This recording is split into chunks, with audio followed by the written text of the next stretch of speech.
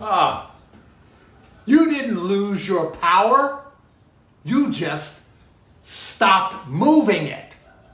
You feel drained, invisible, off your game sometimes? But let me suggest something to you. You didn't lose your power. You just stopped. Stopped moving your energy. That's right. So, step in place. Step back in there. This is how to reset your nervous system in seconds. Not with a mindset, but with movement. You don't need a new job. Or maybe sometimes you do. You need new energy. You're out of your pattern. Reclaim it. Step with me. I move my energy. I reset my power. Now, go and face that meeting like you've already won, which you have.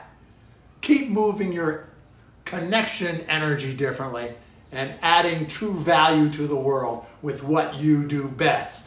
I'm Kerry Ruff.